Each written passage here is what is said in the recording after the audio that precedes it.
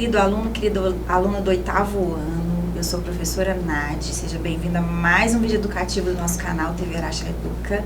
E hoje nós teremos mais uma videoaula de língua portuguesa. Na aula passada nós falamos um pouquinho dos sintagmas, nominal, verbal, identificamos e falamos das diferenças que existem entre eles. Falamos também da ortografia, um R, dois R's, G, GU, G ou J. E fica a dica, não deixe de praticar para você ficar cada vez melhor. Hoje nós vamos continuar falando de alguns assuntos. Nós vamos falar de etimologia, de neologismos. Você sabe o que são essas palavras, o que significam esses termos? E vamos reforçar mais um pouquinho da nossa ortografia. Então, como devemos escrever as palavras com til, com N ou com M, com o final an ou ão, a M, a o til. Você sabe bem como escrever, como grafar essas palavras ou às vezes você tem dúvidas? Bom, vamos lá. Primeiro, você já se perguntou de onde vêm as palavras? Qual é a origem das palavras? E você sabia que a ciência que estuda a origem dessas palavras tem um nome? Ela se chama etimologia. É a parte da gramática que vai estudar a origem e também a evolução dessas palavras. Etimologia vem de etymology, em inglês, que vem do grego etymos, que significa real, verdadeiro. E logos é o estudo, a descrição, o relato. Então, logo, etimologia vai ser o estudo da origem das palavras. Bom, como você acha que as palavras surgiram? Vocês acham que foi assim um passe de mágica?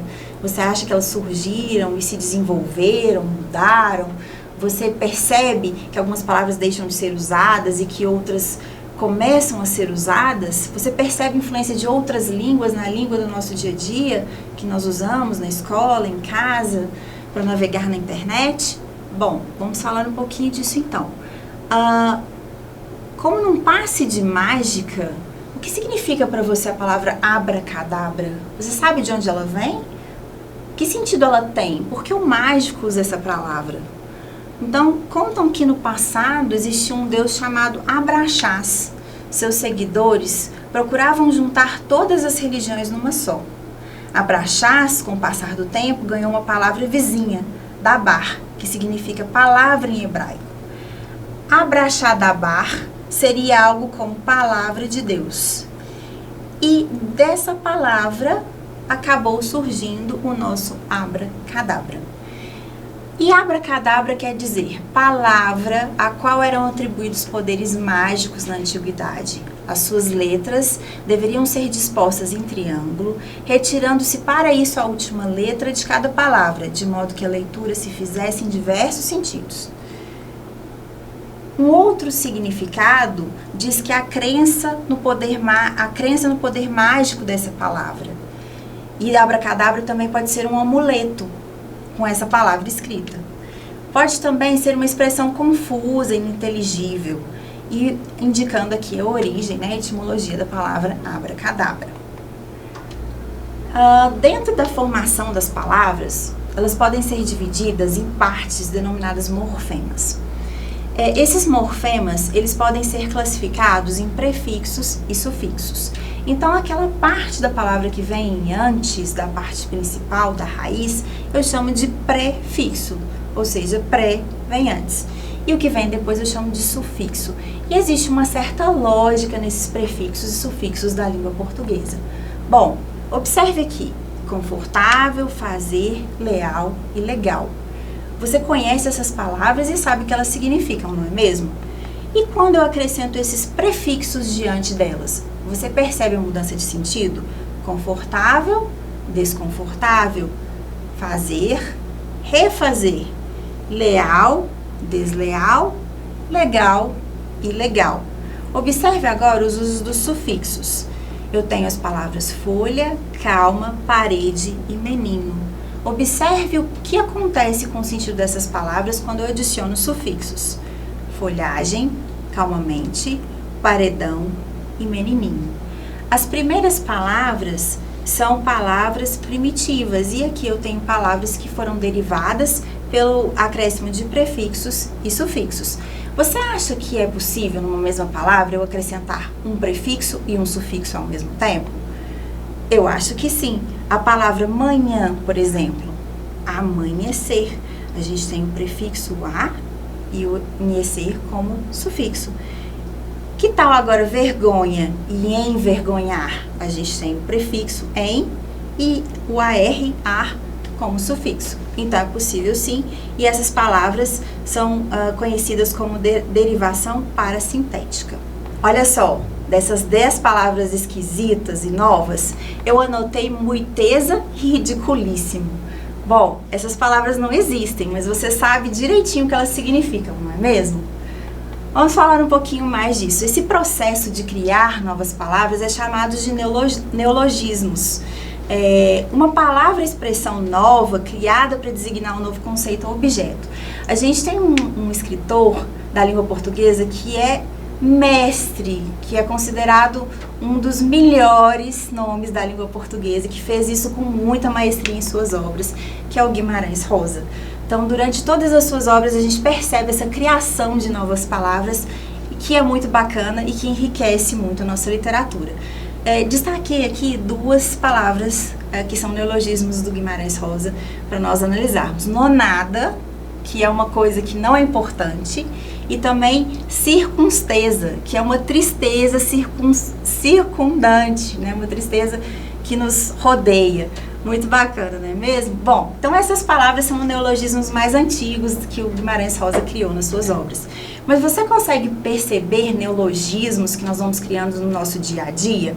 Tem alguma coisa que você fala, mas que você percebeu que você às vezes não pode escrever num texto mais formal? E que se você procurar num dicionário, você não vai encontrar? Mas que você usa no seu dia a dia e sabe o que significa? Dá uma olhadinha. Quando você diz deu zebra, você sabe de onde veio essa expressão? O que quer dizer isso? Deu zebra quer dizer que deu errado, que não saiu como planejado. Você sabe de onde vem essa expressão? Vem do jogo do bicho. A zebra é um bicho que não faz parte do jogo. E quando as pessoas erravam, não acertavam esse bicho, elas diziam que tinha dado zebra. Ou seja, elas não tinham acertado, não tinham jogado, né, não tinham apostado no bicho certo, né? Tinha saído um bicho que era diferente do bicho que elas tinham apostado. Expressões como smartphone, ao invés de telefone, Google, internetês, que é a linguagem da internet, deboísmo, como ficar de boa, né? Ficar de folga, ficar sem preocupação, sem ter nada para fazer.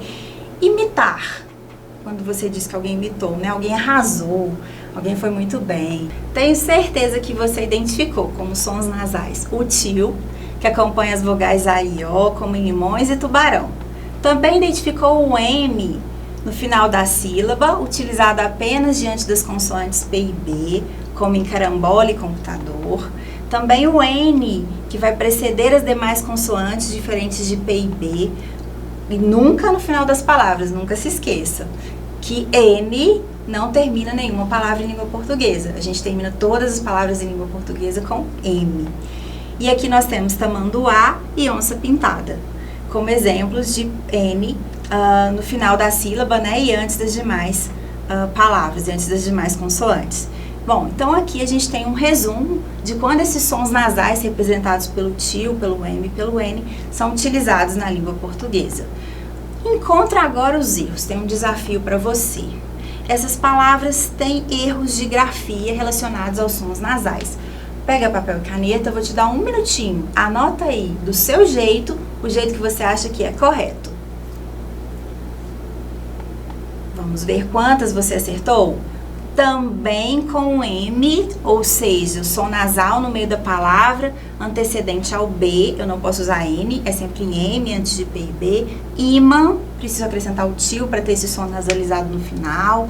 Enlatado com N, não com M, né? Não tá antes de P nem B. Anão, para fazer esse som nasal aí do A ao tio no final. Emprego, antes de P.